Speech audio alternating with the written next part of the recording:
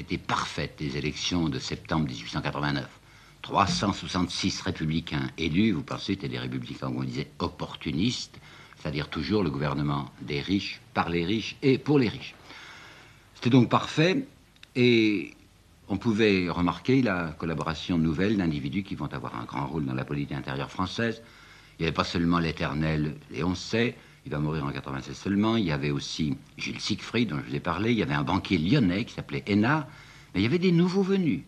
Il y en avait deux en particulier. Il y avait un nommé Raymond Poincaré, qui va devenir président de la République, puis Louis Barthou. Alors tout ça, c'était très facile, très tranquille, il n'y avait pas de problème, mais en fait, tout de même, des modifications s'étaient produites. Il y en a deux qui s'étaient produites dans la politique intérieure française, sur lesquelles je vais appeler votre attention. Premièrement, la gauche radicale, dont je vous ai dit qu'à cause de l'héritage de Gambetta, elle était la gauche chauvine, celle qui avait poussé Boulanger.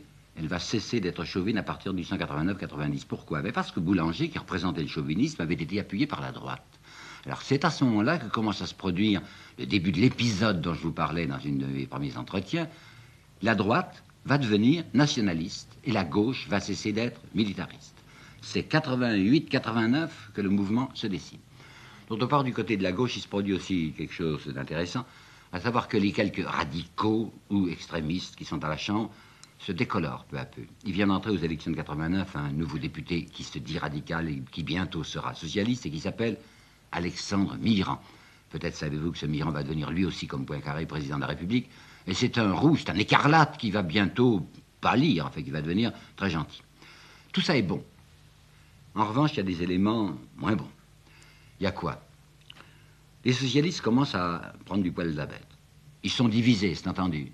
Il y a le fameux POF, Parti ouvrier français de Jules Guesde, qui a vu deux fois des divisions. Il y a les broussistes qui l'ont quitté, les disciples de M. Brousse, et les alémanistes, disciples d'Alemann, anciens communards, qui l'ont quitté aussi. Ils sont donc des chapelles rivales. Rivales, mais enfin ils s'entendent sur le fond, qu'on appelle la subversion. Et ça fait du monde, ça. D'autre part, en 84, Jules Ferry avait décidé de lâcher en apparence du lest, et il avait organisé, il avait accordé les syndicats. C'est à la fin de l'Empire, la date m'échappe maintenant, 67 je crois, que Napoléon III avait accepté des coalitions ouvrières qui jusqu'alors étaient strictement interdites. Et bien, Ferry, dans la même ligne, va dire, oui, je vais permettre aux ouvriers de faire des syndicats, mais faites attention, hein, il y a syndicats et syndicats. Il y aura des syndicats d'extrême gauche avec la CGT qui va se constituer en particulier à partir de 95, mais il y avait beaucoup de syndicats patronaux. Puisqu'il était maintenant autorisé que les ouvriers se syndiquent, il y avait des quantités de patrons qui s'étaient dit, on va faire nous-mêmes un syndicat patronal, avec des gens à nous, parce qu'on appellera plus tard les syndicats jaunes. Seulement ceux qui représentaient la gauche dans le syndicalisme avaient essayé de faire une fédération des syndicats, et cette fédération groupait du monde, et du monde inquiétant. Mais surtout, en 1889, voilà la reconstitution de l'Internationale.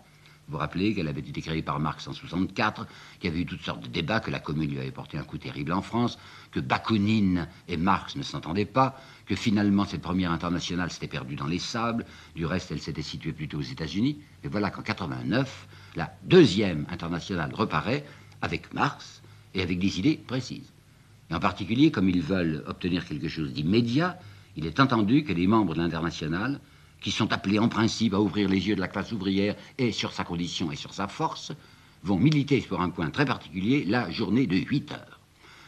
Journée de 8 heures, aujourd'hui, ça nous paraît assez normal. Hein. Mais vous n'imaginez pas à ce moment-là ce que pouvait causer de terreur et de panique dans le monde patronal l'idée qu'il n'y aurait que 8 heures de travail. La journée de 8 heures, c'est aussi intolérable pour les marges bénéficiaires que l'impôt sur le revenu l'était pour la sécurité des fortunes. Hein. Alors, pas question. Or, cette internationale grandit. D'autre part, il arrive de l'autre côté de l'Atlantique des exemples dramatiques. Les ouvriers américains se sont beaucoup agités, il y a même eu du sang répandu, et en 1887, il y a eu 4 pendaisons d'ouvriers à Chicago. Alors le mouvement ouvrier, la Fédération américaine des travailleurs, est puissante, et elle a décidé de demander mondialement, au prolétariat mondial, de décider que le 1er mai de chaque année, oui, c'est une importation américaine le 1er mai, que le 1er mai de chaque année, ce serait la fête du travail, on chômerait, on ferait la grève. Le 1er mai, c'est la journée de l'espérance. Le 1er mai 1891, en France, ça avait été une terreur, vous savez. On avait rempli de foules de soldats Paris. Le gouvernement avait mis 150 000 hommes, vous m'attendez, 150 000 hommes dans les rues de Paris pour lutter contre ce qui pourrait se produire. C'était rien produit à Paris parce que les types avaient été intimidés, mais dans d'autres grandes villes comme Roubaix, comme Lille, comme Marseille et comme Roanne, il y avait eu des défilés considérables, drapeaux rouges, enfin, inquiétude, terreur pour la classe possédante. C'est à Fourmi, dans le Nord, que ça avait le plus mal tourné. La manifestation de Fourmi avait été organisée par le syndicat local du Parti socialiste. La troupe avait donné, elle avait tiré, probablement un peu trop vite, il est vrai que les grévistes avaient lancé des pierres contre les soldats. Elle avait tiré d'une manière indiscriminée, 10 morts, dont 2 enfants. Alors ça a été la grosse émotion, hein, du sang répandu, 10 morts, ça rappelait Aubin, la Ricamarie à la fin de l'Empire. Et Clémenceau, qui était à ce moment-là encore un homme d'extrême gauche, avait fait une interpellation à la Chambre pour dire ceci. Attention, les morts sont extrêmement persuasifs. Le fait primordial de la politique d'aujourd'hui, c'est l'inévitable révolution qui se prépare. Le quatrième État réclame son droit à la vie. Mitterrand avait demandé une enquête au gouvernement sur la façon dont on avait tiré. Enfin, pourquoi est-ce qu'on a tiré si rapidement? Le gouvernement refuse l'enquête et frappe qui? Les socialistes. Ce syndicaliste dont je vous ai parlé, le secrétaire de la section de Fourmi, va être condamné à 6 ans de réclusion. Et Lafargue, qui avait fait simplement des conférences dans la région de Fourmi, aura, lui, 1 an de prison. Cette phrase de Clémenceau qui fait frémir la droite, en disant que c'est une inévitable révolution qui se prépare, elle fait dire aux gens de la droite, attention, enfin, minute, il ne faut pas s'affoler, inévitable, il y a peut-être moyen de s'arranger.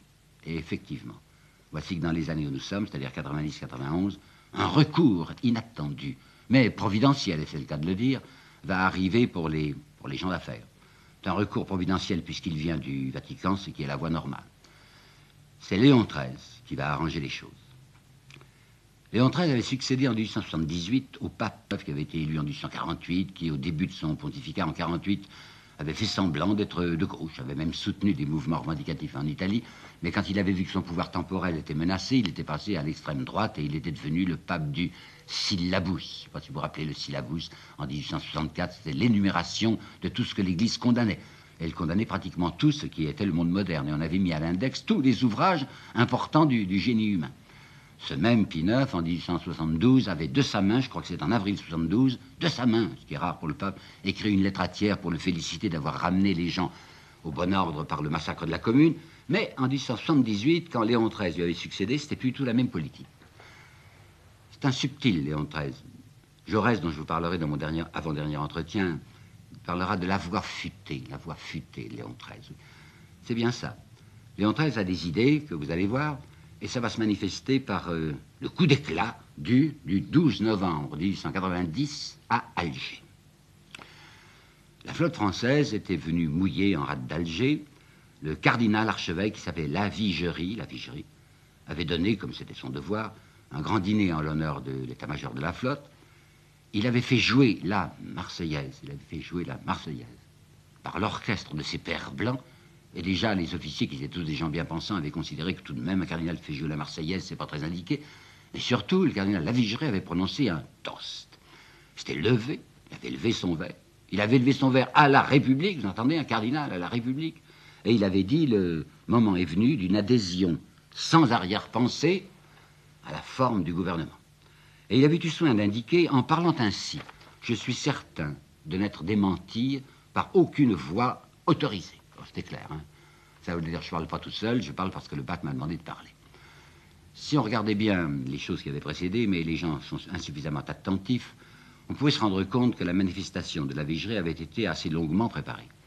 Dès les élections de 1885, ce cardinal Lavigerie, fort de son titre de cardinal, avait cru devoir envoyer une circulaire aux membres de l'épiscopat français qui avaient trouvé ça parfaitement désagréable, et dans cette circulaire, il leur recommandait une obéissance au pouvoir public régulièrement constitué. Comme il savait très bien qu'il s'adressait à un épiscopat qui était en immense majorité royaliste, c'était justement demander à l'épiscopat de cesser d'être royaliste. Ensuite, vous aviez eu une encyclique du pape qui était de 88, nous sommes à 90 maintenant, une encyclique qui s'appelait Libertas. Vous savez, on appelle encyclique, enfin on donne à l'encyclique le nom du premier mot. C'était Libertas. Et quand le pape rédige ou fait rédiger une encyclique, il a soin que le premier mot soit significatif. Alors c'était très significatif, hein, une encyclique qui commençait par le mot Libertas.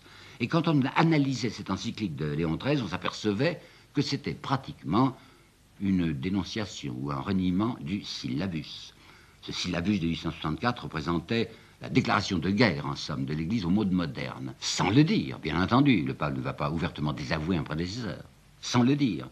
C'était en réalité son encyclique Libertas, le contraire de ce qu'avait dit Pie IX dans le syllabus. Qu'est-ce qu'il écrivait dans Libertas? C'est d'une calomnie, affirmait-il, c'est d'une calomnie de prétendre que l'Église considère avec hostilité les formes les plus modernes des systèmes politiques, bon, la République, et repousse en bloc toutes les découvertes du génie contemporain. Ça ne suffisait pas, il avait fait encore quelque chose de mieux. C'est en janvier 90. Janvier 90, le pape avait de nouveau écrit aux évêques en leur disant que l'Église ne condamne aucune forme de gouvernement en elle-même. Puis l'année suivante, il avait lancé une encyclique qui s'appelait Nobilissima Gallorum Gens, ce qui se traduit en français par très noble, suprêmement noble, nation gauloise, c'est-à-dire nation française. Il faut bien réfléchir à la situation qui était celle du Vatican à ce moment-là. Il n'a plus beaucoup d'appui politique à l'intérieur de l'Europe, le Vatican. Il ne peut pas compter sur l'Angleterre, puisqu'elle est schismatique. Il ne peut pas compter sur la Russie, puisqu'elle est non pas hérétique, mais schismatique elle aussi. Il ne peut pas compter sur l'Allemagne, qui est extraordinairement puissante, mais qui est pratiquement luthérienne. Il peut bien compter, c'est entendu, sur l'Espagne, mais l'Espagne est en dehors du coup, elle est en marge. Il peut compter sur l'Autriche-Hongrie, mais l'Autriche-Hongrie est extraordinairement menacée. Il y a des problèmes ethniques. C'est une espèce de nation qui se survit à elle-même et qui est perpétuellement menacée de désagrégation. Alors la seule nation un peu solide, un peu consistante en Europe sur laquelle le pape pu s'appuyer, c'est la France. D'où ces incroyables éloges. Nobilissima Gallorum Gens, n'est pas si jamais on avait un gouvernement en France qui soit un gouvernement docile, un gouvernement gentil pour le Vatican, ça serait quelque chose d'extrêmement utile. Alors voilà le sens de la déclaration qu'il fait faire, le pape Léon XIII, à la Vigerie. D'autre part, deuxième coup de tonnerre, celui-là est du 15 mai 91, l'année suivante, c'est la fameuse encyclique que je prononcerai comme on prononçait à ce moment-là, Rerum Novarum, si vous voulez, Rerum Novarum. Cette encyclique, elle passe aujourd'hui pour une déclaration extraordinaire d'un pape qui tout à coup a ouvert les yeux sur la condition ouvrière et qui effectivement emploie des expressions quelquefois très violentes. Écoutez, ça a l'air d'être du Jaurès ou du Marx, et c'est de Léon XIII. Ces travailleurs, livrés sans défense, à la merci de maîtres inhumains. Cette faction maîtresse absolue de l'industrie et du commerce. Ce petit nombre d'opulents qui réduisent à un joug presque servile l'infinie multitude des prolétaires. Il y a là, disait le pape, une violence contre quoi la justice proteste. Il y a l'effort, ce pape. Mais il faut regarder d'un peu plus près ce qui se passait dans le texte réel et la lire de près l'encyclique. Eh bien, l'encyclique Rerum Novarum comportait la condamnation la plus absolue et la plus formelle du socialisme. Ces mots que le pape avait employés, on peut dire qu'il les récusait immédiatement, puisque ceux qui représentaient en France la lutte contre le petit nombre et contre l'accaparement de la richesse nationale par un tout petit groupe de gens vivant de la détresse des autres, non, certainement pas, les socialistes, il n'en faut pas. On s'aperçoit que le pape recommandait simplement à la classe possédante d'ouvrir les yeux. Enfin, faites pas les idiots, faites pas les imbéciles, vous vous rendez compte que c'est une erreur ce que vous faites. Vous faites de la compression. Et bien de la compression, ça aboutira forcément à de l'explosion. Il les prenait, les possédants, par les bons sentiments. Il leur expliquait que, bien entendu, il n'était pas question de les contraindre, qu'une contrainte d'État n'était pas tolérable, que lui aussi était un libéral. Mais enfin, soyez prudents, enfin, soyez raisonnables. Et on sentait bien que le pape Léon XIII approuvait, en fait, les cercles catholiques de travailleurs qu'avait créé depuis 1871 M. Albert Demain. Albert Demain, c'est un brave type. Vous savez, c'était pas un homme d'affaires. Alors que la plupart des députés catholiques étaient des gens qui étaient absolument introduits dans les grandes affaires. Lui, non. Il vivait à un 4e étage, sans ascenseur. C'était pas un homme du tout opulent. C'était un brave type. Seulement, la doctrine sociale de cet Albert Demain a été gentille. Vous savez, c'était du féodalisme, c'était du capitalisme, c'était du paternalisme, au point que Drummond, qui était un terrible antisémite, Drummond qui avait lancé la France juive en 1888, Drummond qui en 1889 avait écrit un livre complémentaire qui s'appelait La fin du monde, Drummond qui était un drôle de personnage qui compensait son antisémitisme par un anticapitalisme réel.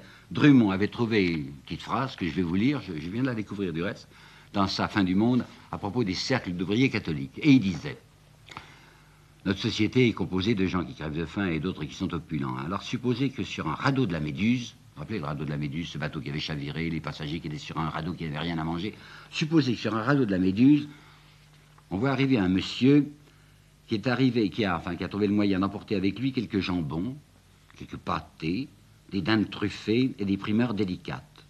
Et ce monsieur dit: c'est ma propriété. Alors les membres des cercles d'ouvriers catholiques, qui sont sur le radeau des affamés vous disent « C'est sa propriété, mes frères. Alors nous allons nous mettre en prière afin d'obtenir que la digestion du monsieur soit heureuse. » Oui, c'est à peu près ça, l'organisation des cercles d'ouvriers catholiques. Et quand la Vigerie avait dit, je ne sais pas si vous l'avez remarqué quand je l'ai cité tout à l'heure, je vous demande une adhésion sans arrière-pensée, la forme du gouvernement, il n'était pas tout à fait loyal, parce qu'il avait une arrière-pensée. Et nous allons la voir en plein jour, l'arrière-pensée. Première remarque, elle n'est pas de moi, elle est de Bernanos. Cette encyclique Rerum Novarum en faveur de la condition des prolétaires et de leur assujettissement et de leur exploitation est arrivée un peu tard, vous savez, en 1890. Pensez qu'il y avait déjà 40 ans que Marx avait dit ces choses-là, qu'il y avait 50 ans que Louis Blanc les avait dit, qu'il y avait 60 ans que Fourier et que Saint-Simon avaient dit de ces choses. Alors Bernanos écrira, le moins qu'on puisse dire, c'est que l'Église ne s'était guère souciée du prolétariat avant de le craindre. Mais où était-elle, l'arrière-pensée? Ah, elle est très claire, vous savez, elle est extraordinairement claire. La Vigerie lui-même avait eu une phrase qui est extrêmement éloquente. Il avait dit, dans son toast, il avait dit, lorsqu'il n'y a plus rien pour arracher un pays aux abîmes qui le menacent, plus rien que la franche adhésion à la forme du gouvernement, le moment vient de déclarer enfin l'épreuve faite. Qu'est-ce qu'il voulait dire avec ces abîmes qui menacent le pays? C'est l'abîme du socialisme. Alors il proposait que les honnêtes gens se réunissent autour d'une idée gouvernementale, d'une idée républicaine, de la République des opportunistes, de la République des riches, pour parer au danger de l'abîme. Tsarklins, Monseigneur Tsarklins, qui sera un familier, paraît-il, c'est M. Adrien Dancet dans son histoire de la France contemporaine, histoire religieuse de la France contemporaine qui nous le dit. Tsarklins, qui avait été donc de la maison, comme on dit, la maison militaire, vous savez, la maison du pape, Tsarklins fera une biographie de Léon XIII. Et Tsarklins dira, en fait, Léon XIII faisait appel pour sauver la France, non seulement aux catholiques, mais à tous les honnêtes gens. Le parti à constituer ne devait donc pas être exclusivement catholique, mais devait réunir tous les éléments capables de combattre l'ennemi qu'il fallait vaincre. Et écoutez maintenant le pape lui-même, le pape Léon XIII, le 22 juin 92, s'adressant pour commenter son encyclique à un évêque français qui s'appelait Monseigneur Fava. Et il lui dit, quand tous les honnêtes gens, vous entendez bien, les honnêtes gens, et nous en connaissons les définitions, quand tous les honnêtes gens, croyants ou incroyants, familles de haute culture, s'élevant au-dessus des partis, tiens, je croyais qu'ils voulaient en faire un, non, s'élevant au-dessus des partis, concentreront leurs efforts, alors le peuple finira par comprendre où sont ses vrais amis. Le peuple, car c'est lui qui est important. Ses vrais amis, c'est pas les affreux socialistes, c'est nous. Enfin, le commentaire du nonce, le nonce qui est à Paris, c'est le Monseigneur Ferrata, expliquera sans embâge, très clairement, le but que le pape poursuit. Le but, c'est de consolider le gouvernement par l'appui des éléments conservateurs en face des partis subversifs qui menacent la société. Eh bien, je crois qu'on ne peut rien désirer de plus clair et de plus limpide. Ce que le pape Léon XIII propose aux opportunistes français qui sont dans une situation difficile, comme vous allez voir, c'est le front commun des possédants et les catholiques, cessant d'être monarchistes, qui se réunissent aux républicains opportunistes. Je viens de vous dire il y a un instant que la situation était dramatique pour les opportunistes. C'est vrai, c'est la fameuse histoire de Panama. Regardons ça de près parce qu'il y a toutes sortes de légendes qui courent sur Panama et la plupart des livres que j'ai lus, sauf un, d'un M. Bouvier en 1967, je crois, appellent notre attention d'un certain côté. Et il dit que ça a été un scandale parlementaire. Ce sont des députés qui se sont laissés acheter par cette société du canal de Panama qui était dans des confitures et qui, au mois de juin 1888, contre argent sonnant, enfin plutôt contre des chèques, ont accepté de voter l'autorisation légale qui était indispensable pour une émission à l'eau que voulait lancer cette compagnie qui allait mourir. Ces députés ont fait là une mauvaise action parce qu'ils savaient très bien, ils devaient deviner que la société était en train de couler. Alors c'était l'autorité de l'État qui était mise au service d'une entreprise de rafle sur les économies françaises. C'est pas vrai, ça ne s'est pas passé comme ça. Il est parfaitement vrai qu'un certain nombre de députés se sont laissés acheter, mais beaucoup moins qu'on ne l'a dit. Sur les 600 députés, on peut dire que la masse parlementaire a été même curieusement loyale et propre. Une vingtaine, pas plus, une vingtaine avait en effet touché l'échec. Et il est vrai qu'il y avait là un ministre soi-disant radical, qui s'appelait Bayot, qui avait reçu une somme considérable, 350 000 francs, c'était quelque chose pour l'époque, pour donner son autorisation. Il y avait aussi ce ministre Rouvier, qui est entré au pouvoir en 1887, et qui était dans le coup. Mais le vrai scandale de l'affaire du Panama n'était pas là du tout. C'était pas un scandale parlementaire, et cependant l'extrême droite essayait d'exploiter. Drummond et son nationalisme, Drummond et son antisémitisme, et tous les bonapartistes étaient derrière pour dire, voyez ce que c'est que la République. La République, c'est le régime de la vénalité. Le vrai scandale, il était d'ordre bancaire. Qu'est-ce qui s'était passé en réalité? Les banques, vous savez, ça se renseigne. Hein. Alors ils avaient su assez rapidement que l'affaire était malsaine. C'est une affaire qui n'aboutirait pas, qui n'aboutirait fatalement, hein, à une faillite. Mais néanmoins, ça leur rapportait beaucoup, ces emprunts. Ils se faisaient payer des sommes considérables en courtage, et par conséquent, comme ils bénéficiaient de ces emprunts, ils vendaient, les gens de banque vendaient, en sachant parfaitement qu'ils vendaient des titres pourris à la clientèle. Et c'était surtout une clientèle de petits gens. Vous n'imaginez pas les bénéfices qu'ils ont fait, en particulier l'Henri Germain. Henri Germain, qui était le fondateur du Crédit Lyonnais, qui était en même temps député. Henri Germain sera confondu d'avoir obtenu pour un prêt qu'il avait fait, un prêt pour 2 mois, vous entendez, un prêt de 30 millions qu'il avait fait à la Compagnie de Panama. Pour ces 30 millions, il avait retiré un bénéfice de 2,5 millions en 2 mois. C'était une affaire en or. Mais ce qui était particulièrement scandaleux, c'est que si les journaux de droite se déchaînaient maintenant contre les députés qui avaient, paraît-il, voté la loi imprudente qui autorisait l'emprunt à l'eau, c'était en 92 qu'ils faisaient ça. En 88, c'était ces mêmes journaux qui, au nom de l'intérêt national et parce qu'ils étaient liés avec les banques, avaient pour ainsi dire mis en demeure les députés. Il y a un texte du Figaro qui dit c'est une question d'intérêt national et nous serons jugés par le vote des députés s'ils sont patriotes, ils ne le sont pas. Les vrais patriotes, ce sont ceux qui autoriseront l'emprunt à l'eau. Les mauvais patriotes, ce sont ceux qui diront non. Et maintenant, 4 ans plus tard, les mêmes journaux se tournent contre les députés en disant vous êtes des vendus. C'est un terrain extrêmement malsain. Et il va même se produire le 21 novembre 92 à la Chambre un incident extrêmement intéressant et dont on parle bien peu. C'est un député de droite même, parfaitement de droite, qui s'appelait Le Provost de Launay, qui avait été écœuré du comportement de la plupart de ses collègues et qui va prendre à partie le Henri Germain, qui est député du centre-gauche, pour lui dire « Je n'admets pas, et on ne devrait pas admettre, qu'un financier soit en même temps un député. Il y a là une collusion, il y a là une connivence inadmissible dans une vie politique saine. » Pauvre Henri Germain, vous savez, qui est coincé, va essayer de se défendre en disant « Vous déplacez la question ». Et c'est alors que le Provost de Launay va lui dire « Je suis renseigné, monsieur. Je voudrais que vous m'apportiez, vous et les chefs des grandes banques qui êtes là, je voudrais que vous m'apportiez le nombre, que vous me disiez, le nombre des titres de Panama que vous avez achetés vous-même. Aucun. Vous n'en preniez pas parce que vous saviez que c'était du titre malsain, mais parce que ça vous rapportait, vous vendiez ces titres pourris à la clientèle. » Donc très mauvais. Hein. Néanmoins, la droite essaye de foncer en se disant peut-être que ça va couler le parlementarisme et couler la République. Cassagnac va dire la République, qu'est-ce que c'est maintenant? C'est une charogne gonflée, verdâtre, empestant les rives. Le comte d'Aussonville, qui est le représentant du comte de Paris en France, c'est-à-dire le représentant du prétendant royaliste orléaniste, va dire on ne cherche pas un abri dans une maison qui s'écroule. Qu'est-ce que ça veut dire ça? C'est qu'il a peur de ce ralliement qu'a conseillé le pape et qui dit catholique, vous n'allez pas entrer maintenant dans la République, vous êtes au moment de s'écrouler. Et Maurice Barrès, qui avait fait au début de sa carrière un peu le gauchiste, et qui même dans une élection s'était présenté en faisant liste commune avec un socialiste, Barrès va passer maintenant au nationalisme le plus furieux et écrire un livre qui le servira beaucoup dans sa carrière et qui le propulsera vers l'Académie, qui s'appelle Leur figure, et c'est la figure des parlementaires dont il affirme qu'ils représentent la République et ce sont tous des vendus.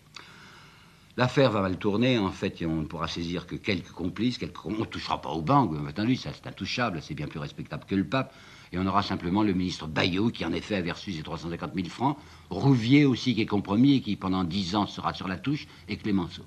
Clémenceau qui était la bête noire de la droite, et qui effectivement avait reçu 50 000 francs de Cornelius Hertz, des marcheurs de Panama, et qui avait aidé à la diffusion des titres du Canada.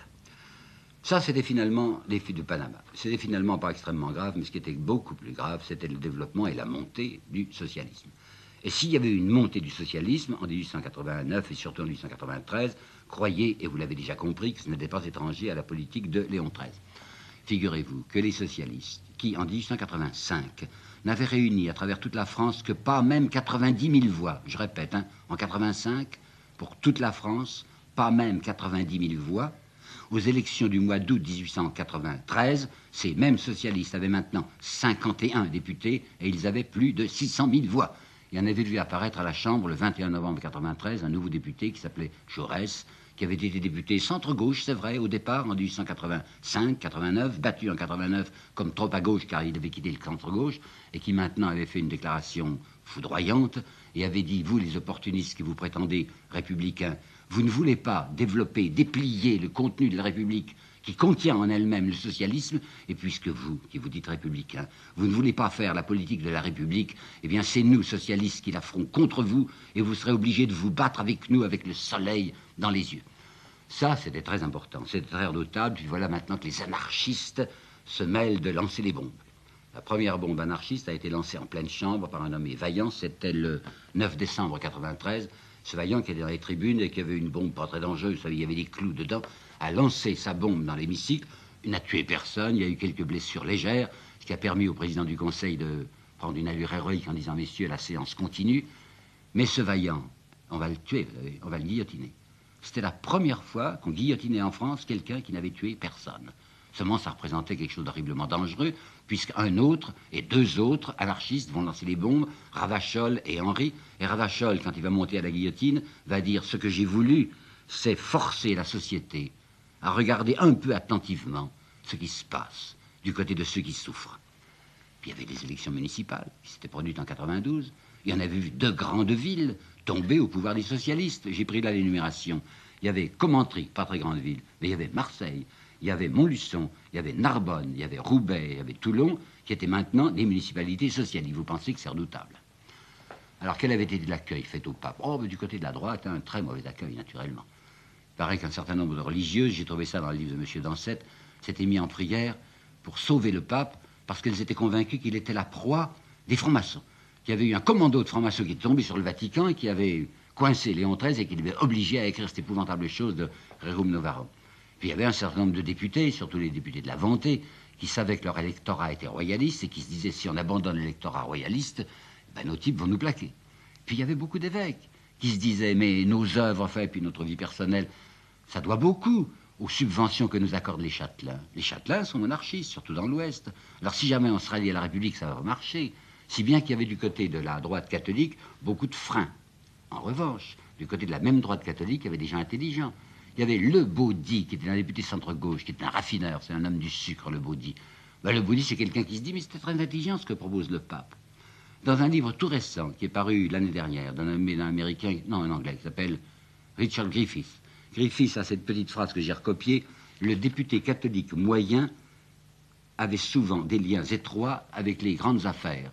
Alors, pensez que ces députés catholiques moyens trouvaient que le pape était extrêmement intelligent. Mais ce qui m'intéresse le plus, c'est l'accueil de la gauche, les opportunistes. Ces opportunistes qui avaient travaillé antérieurement dans l'anticléricalisme, voilà qui mettent une grosse sourdine à leur anticléricalisme. Grosse sourdine, en se disant, après tout, l'Église, c'est quand même une force puissante. On se rappelle, après 1848-50, comme ça a été utile d'avoir les curés avec nous. Alors peut-être qu'il faut faire des sourires maintenant. Et ça va aboutir à une déclaration du ministre de l'Instruction publique et des cultes qui s'appelle Spuller, et je ne résiste pas au plaisir de vous la lire. Spuller va dire, il faut maintenant un esprit nouveau, un esprit de tolérance éclairé, entre voltairiens et chrétiens, entre positivistes et catholiques, il faut une union. Il faut mettre au-dessus de nos inutiles querelles idéologiques, le grand souci de la paix française, de la paix morale et sociale, le grand souci de la patrie, j'appelle ça la charité du cœur. C'est le même moment où on voit le vieux monsieur Renan, qui vient de mourir en 92, Renan qui dit, dans le torrent actuel qui emporte tout, tous les rochers qui s'opposent à la subversion, il y en a deux qui subsistent encore par bonheur, mon Dieu, qu'ils puissent durer. Ces deux rochers, c'est l'armée et c'est l'Église. Lorté au nu par les positivistes et par les libres penseurs, sachez que maintenant il s'est rallié avant de mourir juste au sabre et au goupillon. Et le vieux Taine qui va se convertir avant de mourir, pas tout à fait au catholicisme, non, au protestantisme, mais il dira, Taine, j'ai compris enfin maintenant au seuil de la mort que le vieil évangile est tout de même le meilleur. Les opportunistes ont fait une recrue extraordinaire. Je vous en avais parlé à propos de 89, c'est M. Raymond Poincaré. L'année précédente, juste avant ce que je vous raconte maintenant, avant Spuller et sa déclaration de l'ordre moral, du nouvel ordre, par une opération fougueuse contre l'impôt sur le revenu. Une fois de plus, la gauche avait osé proposer cet impôt, il avait fait des déclarations tonitruantes. Il s'était placé, Raymond Poincaré, en vedette, de telle sorte que les affairistes savaient maintenant qu'ils pouvaient compter sur cette nouvelle recrue, compter à fond, et ils ne l'oublieront pas, capable de les sauver dans les pires crises nationales.